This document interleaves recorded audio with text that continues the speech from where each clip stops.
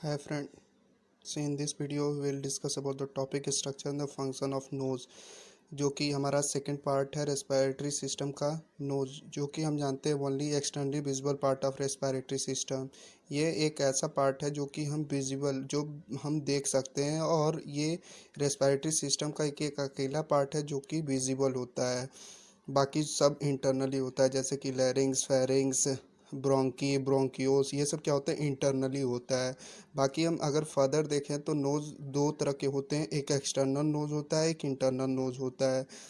External nose क्या होता है, consist of bony framework of cartilage framework. मतलब ये क्या होता है, बोन और कार्टिलेज से बन के मिल के बना होता है एक्सटर्नल नोज़।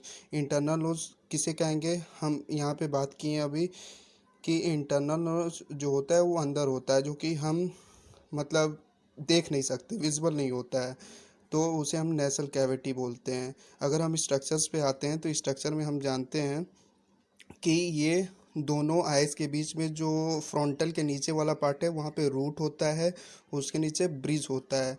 अगर हम नोज़ की बात करें, अगर तो हम लेंथ ऑफ नोज हमेशा याद रखना है कि जब लेंथ ऑफ नोज की बात करें तो उसे हम डॉर्जम नासी बोलते हैं, डॉर्जम नासी बोलते हैं। और जो दोनों नोज का बीच का एक सेप्टम्स होता है, जैसे दोनों नॉस्ट्रिल के बीच में एक सीधी सी लाइन होती है, उसको नेसल सेप्टम बोलते हैं। वो सेप्टम से ही क्लियर हो रहा है कि ये सेपरेट करेगी दोनों नॉस्ट्रिल्स को। और जब हम नॉस्ट्रिल के पास आते हैं तो एक अंदर थीनी आउटर मोस्ट पार्ट होता है, उसे एपेक्स बोलते हैं। और जो नॉस्ट्रिल के अंदर वाला पार्ट होता है उसे हम एली बोलते हैं, सिंगुलर में एला बोलते हैं। वो एली क्या होता है, कार्टिलेजनस टिश्यू से मिलके बना होता है, और वो फॉर्म करता है क्या, नॉस्ट्रिल को फॉर्म कराता है। और नीचे ये तो पता ही है, अपर लिप्स और लोअर लिप्स, ये क्या हो गया, स्ट्रक्चर ऑफ नोज़। अब हम बात करते हैं स्केलेटल स्ट्रक्चर ऑफ नोज। अगर नोजल बोन नेजल बोन्स की बात करें तो pair of bones which lies under root and bridge of nose. मतलब नेजल बोन किसे कहेंगे, जो रूट और ब्रिज के बीच में आए। और यहाँ पे हम स्केलेटल स्ट्रक्चर की भी बात कर लेते हैं। जैसे कि हमने यहाँ पे देखा था कि नॉर्मली स्ट्रक्चर में यहाँ पे रूट और ब्रिज होते हैं, तो हमें पता ही है कि स्कल में फ्रंटल बोन होते हैं, तो यहाँ पे फ्रंटल बोन हो गया। अगर हम नोज़ की आउटर पार्ट में देखें तो यहाँ पे मैक्सिलरी बोन होता है, और उसके नीचे क्या होता है, एली कार्टिलेज होता है। एली कार्टिलेज को अगर दोनों साइड में एली कार्टिलेज है तो बीच वाली जो पार्ट होगी वो सेप्टल कार्टिलेज, मतलब सेप्टम, जहाँ पे सेप्टल वर्ड आए समझो कि सेप्टम वो डिवाइड करेगा, connect with the nasal bones and form the dorsum nasi. और ये क्या कराता है, डॉर्सम नासी को फॉर्म कराता है। आगे देखते हैं इंटरनल नोज। अब इंटरनल नोज क्या होता है, consist of nasal cavity divided by nasal septum. क्या होता है, ये नेसल कैविटी से कंसिस्ट होता है, जिसको डिवाइड क्या करता है, नेसल सेप्टम। जहाँ भी हम सेप्टम की बात करें तो समझो कि वो डिवाइड करेगा, किसी भी नॉस्ट्रिल को या एपेक्स कुछ भी हो उसको डिवाइड करेगा। अब हम आते हैं अंदर इंटरनल पार्ट, जो कि हम पढ़े थे ना, एक एक्सटर्नल पार्ट होता है कि इंटरनल पार्ट होता है नोज़ का। तो अगर इंटरनल की बात करें तो रेस्पिरेटरी म्यूकोसा, पहले ये हम बात करते हैं, जो कि आगे की पार्ट होती है नोज़ के नेजल कैविटी के बीच में प्रेजेंट होती है, वो उसे रेस्पिरेटरी म्यूकोसा बोलते हैं। वो थिन वॉल्ड वेन की होती है, और वो क्या करती है, वार्म द एयर, मतलब क्या, वो गर्म हवा करती है, जो अंदर हम लेते हैं उसको हीट करती है। उसमें क्या प्रेजेंट होता है, म्यूकस ग्लैंड होता है। म्यूकस ग्लैंड का हम हमेशा जानते हैं कि म्यूकस, म्यूकस क्या होता है, मतलब म्यूकस चिपचिपापन, तो उसे हम मिश्रण, वो क्या करता है, moisture the air trap incoming bacteria. अब मान लो अंदर अगर म्यूकस प्रेजेंट है तो कोई भी एयर पार्टिकल्स होंगे जिसमें बैक्टीरिया होंगे, वो क्या होंगे, हमारे नेजल कैविटी में जाके चिपक जाएंगे, तो हमारे इंटरनल जो भी रेस्पिरेटरी सिस्टम है, लंग्स, ब्रोंकी, ब्रोंक्यूल्स, वहाँ पे बैक्टीरिया नहीं जाएगी तो हमें डिजीज़ नहीं होगी। तो म्यूकस का हम यहाँ पे एक तरह से नोज़ का एक म्यूकस का इम्पोर्टेंट फंक्शन हम देख रहे हैं कि वो बैक्टीरिया को ट्रैप कर ले रहा है। जैसे हमने पढ़ा भी है लाइसोसोम के बारे में कि वो सीधे सीधे बैक्टीरिया को इनगल्फ कर लेता है, उसकी सबसे अच्छी प्रॉपर्टी होती है।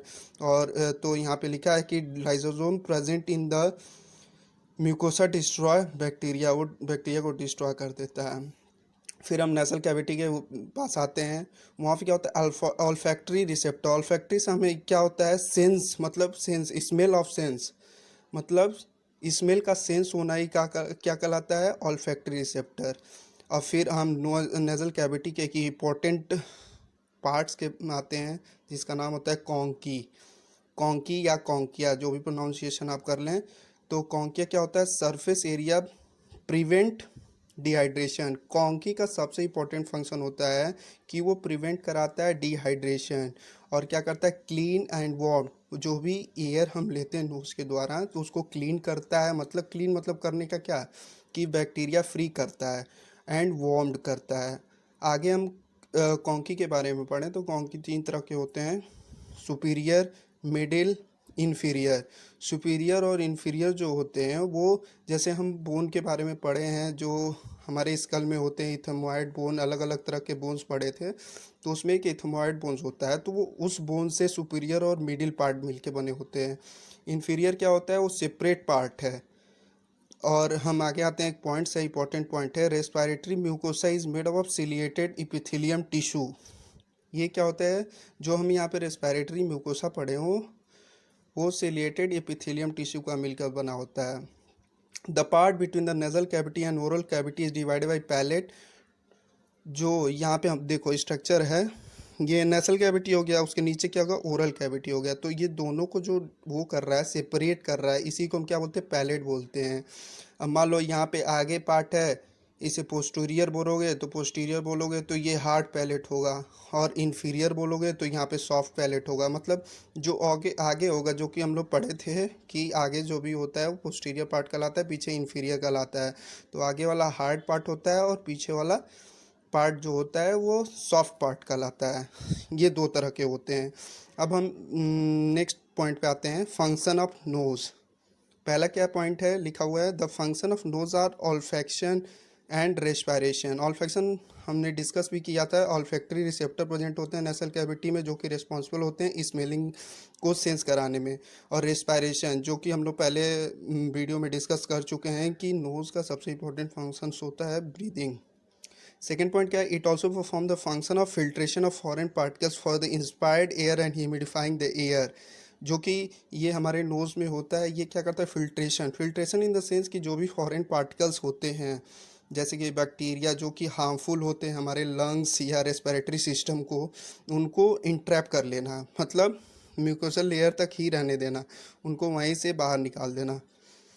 थर्ड पॉइंट है, it regulates the temperature which we breathe. मतलब ये क्या करता है, टेम्परेचर को रेगुलेट कराता है जो हम ब्रीथ करते हैं। It also protects us from the different bacteria, जो कि हमें डिफरेंट टाइप्स ऑफ बैक्टीरिया को बैक्टीरिया से बचाता है। अब हम ये यही नोज़ पार्ट ख़त्म हो गया, आगे हम लैरिंग्स और फेरिंग्स के बारे में देखेंगे। तब तक के लिए thank you. Hi friends, in this video we will discuss about the structure and function of nose. जो टॉपिक है वो structure and function of nose है। हम रेस्पिरेटरी सिस्टम का सेकेंड मतलब उसके आगे का पार्ट पढ़ रहे हैं। जो हमने आज टॉपिक उठाया है उस टॉपिक का नाम है द नोज़। नोज़ जो कि हम जानते हैं रेस्पिरेटरी सिस्टम का और एक इम्पॉर्टेंट पार्ट है, जो कि एक ऐसा पार्ट है जो कि एक्सटर्नली विजिबल है। बाकी जो भी पार्ट्स होते हैं वो इंटरनली होते हैं, जो कि हमें विजिबल नहीं होते हैं। देयरफॉर यहाँ पे लिखा है कि only externally visible part of respiratory system. आगे हम देखेंगे कि नोज़ जो है 2 पार्ट में बांटा गया है इसको, external nose, internal nose. External nose क्या होता है, ये कंसिस्ट ऑफ होता है बोनी पार्ट्स